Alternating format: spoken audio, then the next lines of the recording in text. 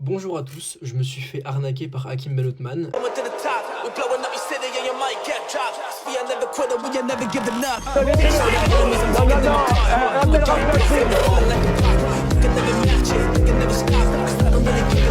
fumez, monsieur? Le football, il va changer. Oui, peut-être. Ouais, c'est Laurent Delamouze, bienvenue aujourd'hui pour une nouvelle vidéo et j'espère que tout le monde va bien. Messieurs, dames, on se retrouve aujourd'hui pour la première vidéo de la semaine, la vidéo du lundi. J'espère que cette semaine a bien démarré pour vous. Moi, ça va à peu près, si ce n'est que le temps s'annonce dégueulasse cette semaine. Est-ce qu'on est étonné? Non, parce que c'est comme ça depuis le mois de novembre dans le sud. Remboursez-nous, on paye pas aussi cher pour ce temps-là. Avant de partir pour cette nouvelle vidéo, c'est le moment de soutenir la chaîne et moi-même en mettant votre plus gros pouce bleu, votre meilleur commentaire. N'oubliez pas de s'abonner et d'activer la cloche pour ne pas rater les prochaines vidéos. On fait de même sur la chaîne principale, la chaîne Mousse, où demain et vendredi, on va réagir à deux reportages et je pense que ça va vous plaire. Je vous avais dit que je ferais plus de vidéos sur Hakim Ben Othman, je pense que j'ai tout dit. Mais je vais quand même réagir à des reportages si ça sort. Et là, c'est le cas. Il est passé dans un reportage sur la chaîne YouTube des Échos et il est passé dans 7 à 8. Donc on va réagir à tout ça. On me rejoint sur Instagram, sur TikTok, sur Twitch pour pas rater les lives dimanche soir à 21h30. On va chercher à boire à manger, on se met à l'aise. Et moi, je m'occupe du reste. On va commencer avec le procès en appel de Marine Le Pen. Il y a eu des réquisitions allégées, ce qui pourrait avoir un impact sur les présidentielles. C'est un scénario toujours incertain pour Marine Le Pen. Elle sort de la salle d'audience sans un mot. Le parquet requiert à son encontre 4 ans de prison, dont un an ferme aménageable avec un bracelet électronique, 100 000 € d'amende, 5 ans d'inéligibilité, mais pas d'exécution provisoire. C'est toute la différence avec le jugement de première instance. Mais ce soir, impossible de dire si Marine Le Pen pourra se présenter à la présidentielle. Son avocat veut voir le positif. Il a été dit qu'une ligne de défense n'était plus une criminalisation et un risque de récidive pour le client. Et je peux vous dire que comme avocat, c'est une très bonne nouvelle. L'avocat du Parlement européen salue, lui, un réquisitoire logique. On est entièrement d'accord avec le parquet général, qui a utilisé des mots qui sont quand même très sévères, à savoir que ce système a été mis en place sans scrupule, sur des montants financiers importants. C'est ce que nous avons dit, c'est ce que nous attendions. Les avocats généraux restent convaincus que Jean-Marie Le Pen puis Marine Le Pen ont eu un rôle central pour utiliser l'argent du Parlement européen afin de rémunérer leurs assistants parlementaires. L'audience révèle une organisation frauduleuse afin de financer le FN et un système pensé afin de détourner des fonds publics. Système aussi dénoncé par l'avocat du Parlement européen. Il s'est employé à démonter un à un tous les arguments de la défense, jusqu'à ironiser. C'est un peu la théorie de la confiture. J'ai mis la main dans la confiture, mais personne ne m'a dit que c'était de la confiture. Le réquisitoire dénonce aussi les attaques virulentes que le RN avait proférées contre la justice au lendemain des condamnations en première instance. C'est une décision politique. Place dès demain aux plaidoiries de la défense jusqu'au 12 février. La décision de la Cour d'appel, elle, ne sera pas rendue avant juin ou juillet. L'avenir politique de Marine Le Pen est donc toujours en suspens. La semaine dernière, il y avait les auditions de la commission d'enquête sur la neutralité, le fonctionnement et le financement de l'audiovisuel public.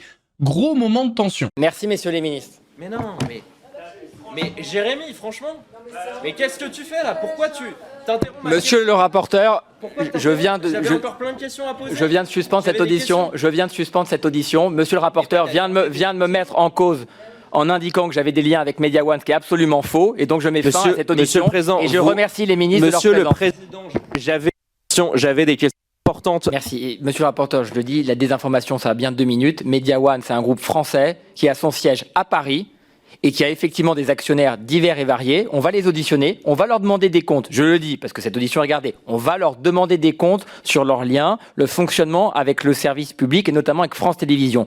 Mais arrêtez de nous faire croire que Media One est un agent de l'étranger. C'est un champion européen dont le siège est en France. On peut ensuite s'interroger sur ses actionnaires, mais ne dites pas, s'il vous plaît. Je peux aussi suspendre si vous trouvez que mes remarques sont insupportables. Hein. Monsieur le Président, vous détournez mes propos. Une entreprise... L'ensemble des membres de cette commission, quel que soit leur bord politique, les ont compris comme moi et 4 ministres de la Culture comme moi. Est-ce que vous pouvez me laisser répondre? Une entreprise, capitalistiquement, est basé en fonction de ses actionnaires. Non, plus de non, 50%. c'est totalement faux, monsieur le rapporteur. Vous avez été entrepreneur. Monsieur, vous avez été entrepreneur. Une entreprise, quand vous avez une plus de entreprise, 50% de vos actionnaires qui sont étrangers, l'entreprise est étrangère. Quand vous avez plus de 50% de vos actionnaires qui sont des actionnaires américains, l'entreprise... Mais monsieur le Président, j'ai l'impression que vous voulez défendre à corps et à cri Media One, et j'ai l'impression que vous faites le porte-parole de Media One. Je dis depuis le début que Media One est une société qui est détenue en majorité capitalistiquement par un fonds d'investissement américain KKR. C'était d'ailleurs l'une des révélations de cette commission d'enquête. Que vous ayez des liens, on le verra peut-être avec des actionnaires de Media One, vous pourrez en répondre. Mais Media One est détenu en majorité par un fonds d'investissement américain. C'est tout ce que je dis et je ne comprends pas pourquoi vous expliquez que ce que j'explique est factuellement faux. Merci monsieur le rapporteur. Vous venez de porter des accusations très graves contre moi en disant que j'avais des liens avec Media One, ce qui est absolument faux. C'est une question, pourquoi vous me répondez à chaque fois ? Merci, messieurs les ministres. Mais non, mais Jérémy, franchement, mais qu'est-ce que tu fais là? Pourquoi tu t'interromps? Monsieur le rapporteur, je viens de suspendre cette audition. Je viens de suspendre cette audition. Monsieur le rapporteur vient de me mettre en cause en indiquant que j'avais des liens avec Media One, ce qui est absolument faux, et donc je mets fin à cette audition. Et je remercie les ministres de leur présence. Monsieur le Président, j'avais des questions importantes. Donald Trump en roue libre qui relaie un montage raciste du couple Obama. Donald Trump publie une image raciste des époux Obama. Ce vendredi, le président des États-Unis a relayé cette vidéo sur son réseau social. Obtain forensic access to a DS200 tabulator, the machine that counts the votes. Une vidéo qui prétend prouver que les machines de vote ont été truquées lors de l'élection américaine de 2020 pour favoriser Joe Biden. À la fin de cette vidéo d'1 minute, cette séquence apparaît. Un montage raciste reprenant les visages de Barack et Michelle Obama avec un corps de singe. Sur les réseaux sociaux, les républicains contre Donald Trump ont dénoncé ce montage et appelé à utiliser le 25e amendement de la Constitution, un amendement qui permet d'écarter le président s'il est dans l'incapacité d'exercer les pouvoirs et les responsabilités de sa fonction. Le gouverneur démocrate de Californie, Gavin Newsom, a également réagi, dénonçant un comportement dégoûtant de la part du président. Pendant son live avec Adé Laurent, Sam Zira s'est un petit peu lâché et a dit que pour lui, Bastos un jour lui ferait à l'envers et que Bastos serait une personne hypocrite. Alors ça, on s'attendait pas du tout à ce que Sam Zira dise ça en live. Il y a Bastos qui est venu. Ah bien. Moi, comme je lui ai toujours dit, je sais qu'un jour il me chira dessus. Mais... Ah ouais? Mais moi aussi je suis honnête, Adé, moi aussi je dis les choses. Putain. Ouais, je suis hypocrite. Ah ok. Mais tu penses... Ah ouais? Ouais, je le pense, mais tu sais, okay, mais je vais te dire, je pense que les personnes qui sont sincères, on les compte sur les doigts d'une main. Je parle dans la vie, en général. On a plus été déçus d'avoir donné sa confiance, d'avoir cru que des personnes étaient loyales, qu'autre chose. Enfin, je sais pas, dans ta vie, non? Si, bien sûr. Si, mais chier dessus, c'est-à-dire de pas être d'accord avec toi ou de la foutre à l'envers sur un truc. Je sais pas, mais ça se fait, je suis à côté de la plaque complètement et je lui disais ça en rigolant. Ouais. Tu sais, on m'envoie même des mails. En mode, ouais, tu devrais pas t'afficher avec Bastos, etc. Il a dit ça sur son live et tout. En fait, je ne regarde pas ce qu'il fait en live et je pense, et ce que je disais, je pense qu'il regarde pas non plus forcément ce que je fais. On se retrouve. Il est chroniqueur en plus. Ouais, on se retrouve dans certains espaces-temps une fois par mois où on partage des moments ensemble dans le cadre justement de la création autour d'Aja. Et à chaque fois, ça s'est très bien passé. C'est bien. Donc voilà. Avant de passer à des sujets un petit peu plus sombres, on va parler d'un héros. Il s'appelle Austin, il a 13 ans et il a sauvé sa mère et ses 2 frères et sœurs au péril de sa vie. Vous allez voir, l'histoire est incroyable, ça se passe en Australie. Lui, c'est Austin, un Australien âgé de 13 ans. Et pendant ses dernières vacances, Austin a dû nager pendant 4 heures dans une mer déchaînée pour sauver toute sa famille de la noyade. Le 30 janvier, Austin Appleby faisait une sortie en paddle gonflable et kayak avec sa mère, son petit frère et sa petite sœur au large de Kindalup au sud-ouest de l'Australie. La mer a alors commencé à s'agiter et de grosses vagues ont fait chavirer le kayak qui s'est rempli d'eau, emportant la famille au large. One of the hardest decisions I ever had to make was to say to Austin, try and get to shore and get some help.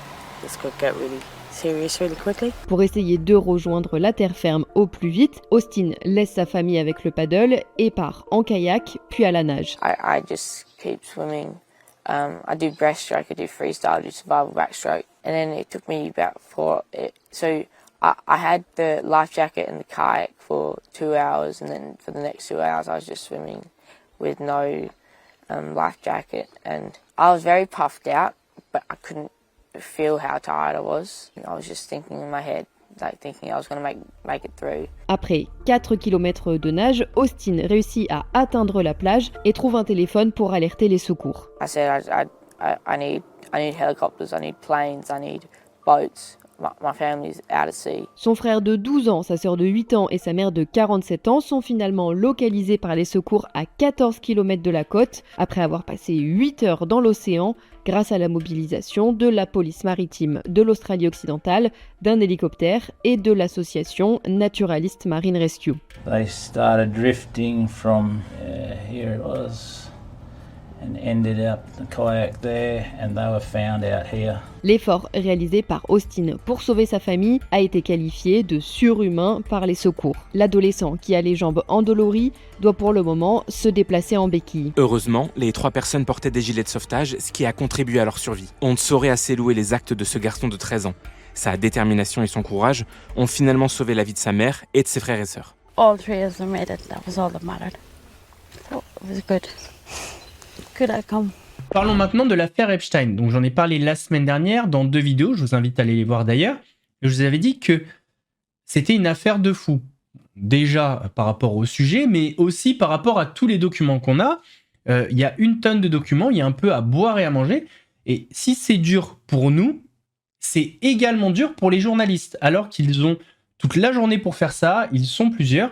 Le Monde en a parlé. Et c'est vrai que le travail est titanesque. Pourquoi c'est pas si simple pour les journalistes de traiter les documents de l'affaire Epstein? La masse de documents, elle est tellement gigantesque. Actuellement, au Monde, on doit être 5 journalistes à vraiment s'être lancés dans une sorte d'expédition de spéléologie sur la vie de Jeffrey Epstein. Plus de 3 millions de pages, 2000 vidéos, 180 000 photos, c'est ce que le département de la justice des États-Unis a publié le 30 janvier. Une immense masse d'archives liées à l'affaire du prédateur sexuel, mort en 2019, et qui sont consultables par tout le monde en ligne. C'est en réalité humainement impossible de lire en intégralité. Ça, c'est une certitude. Du coup, on est...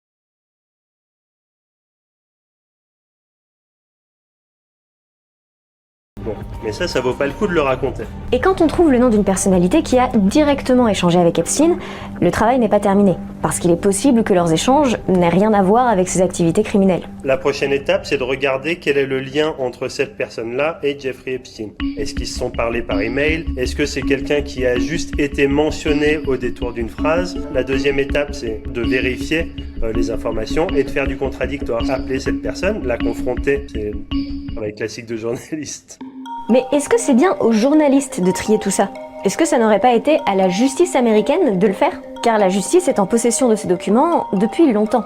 Et certains d'entre eux auraient pu justifier l'ouverture d'autres enquêtes judiciaires menées par des enquêteurs fédéraux qui, eux, auraient fait le tri. Finalement, pour le moment, la publication de tous ces documents crée plus de confusion que de clarification dans cette affaire. Donc je vais vous mettre la séquence juste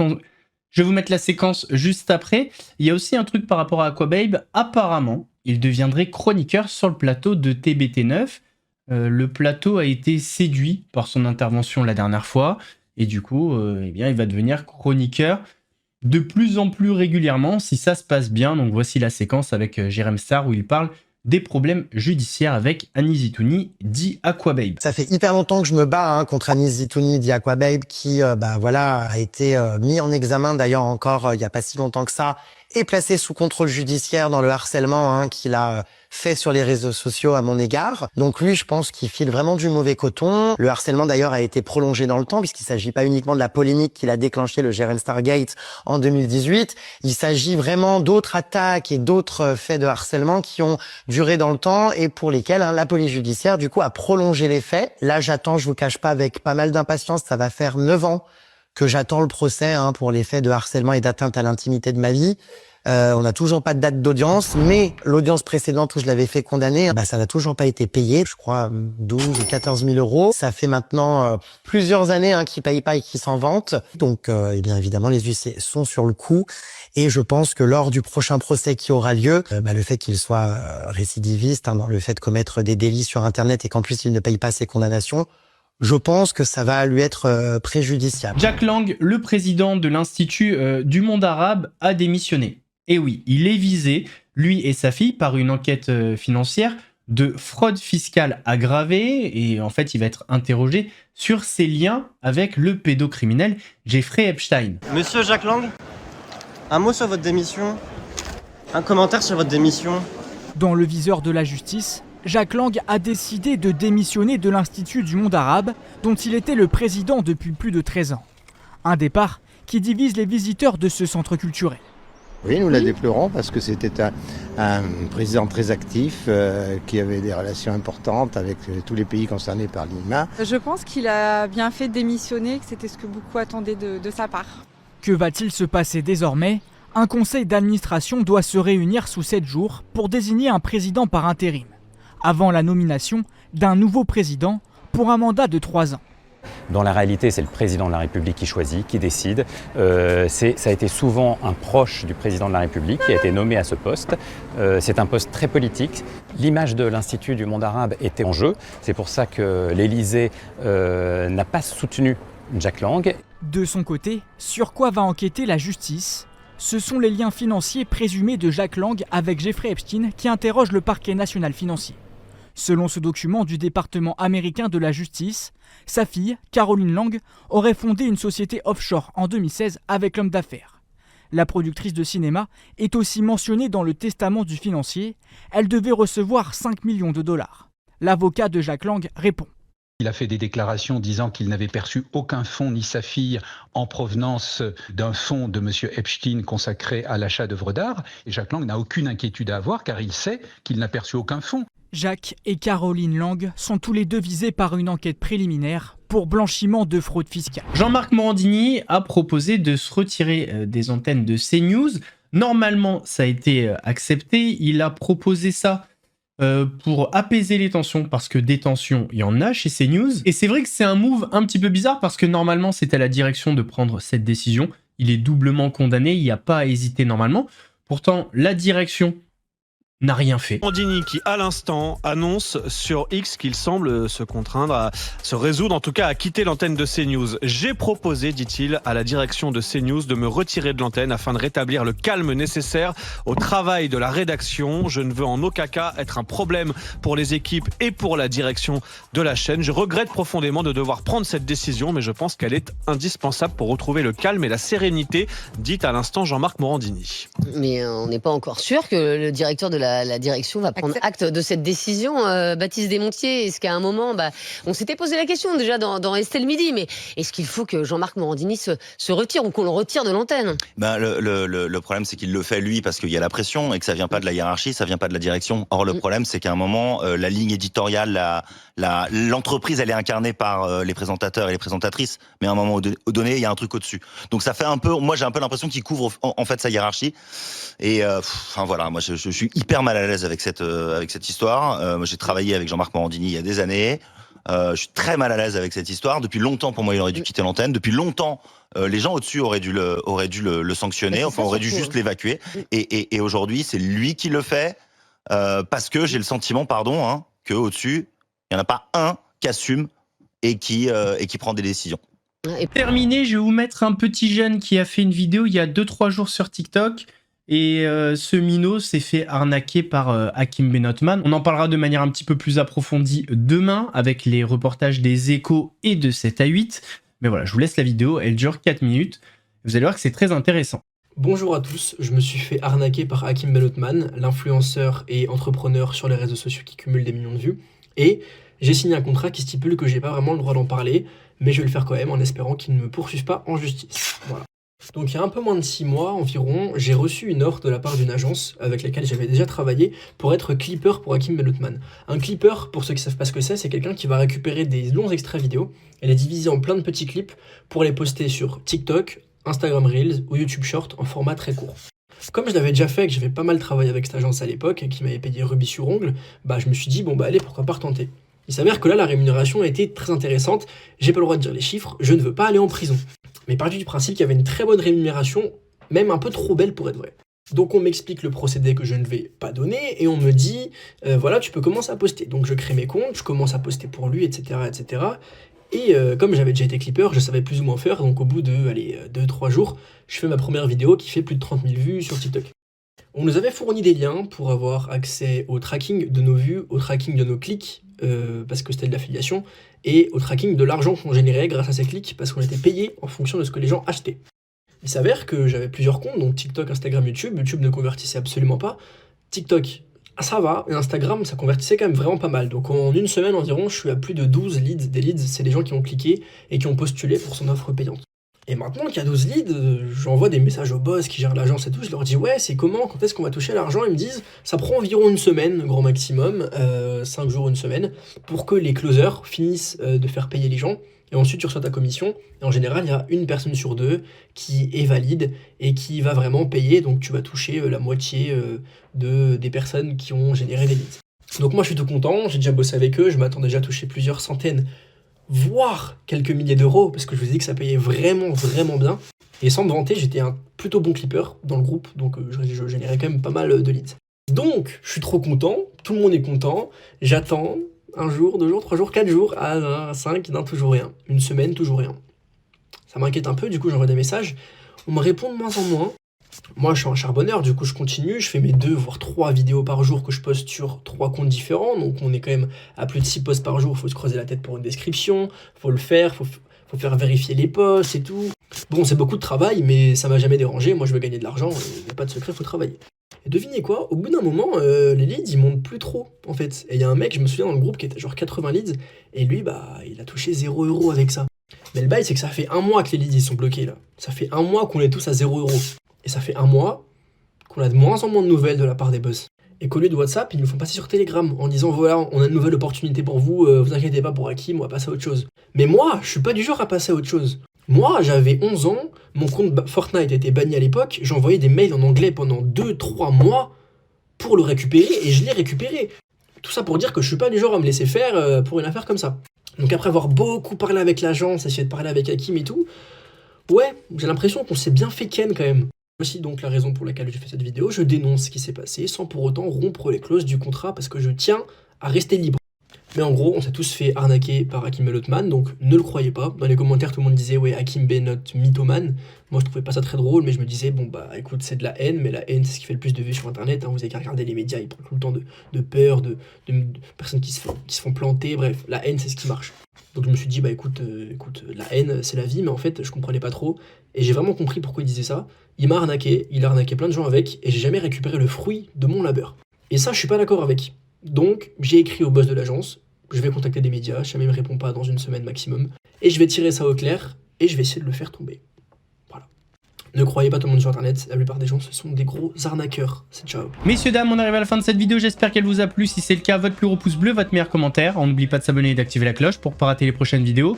On fait de même sur la chaîne principale, la chaîne Mousse, où cette semaine, on réagira au reportage sur Hakim Benotman. C'est pas mes reportages. Là, commencez pas à vous affoler. C'est des reportages des Échos et de 7 à 8. Comme quoi, voilà, je ne suis pas le seul à m'interroger. On me rejoint sur Instagram, sur TikTok, sur Twitch pour pas rater les lives du dimanche soir à 21h30. Nous, on se donne rendez-vous mercredi pour une nouvelle vidéo actu. En attendant, prenez soin de vous. Laurent Delamousse vous salue. Très frais comme une mousse.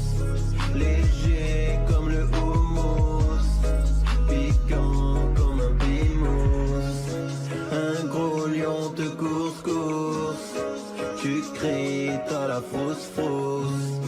J'arrive à la rescousse. Regarde, ouais c'est moi.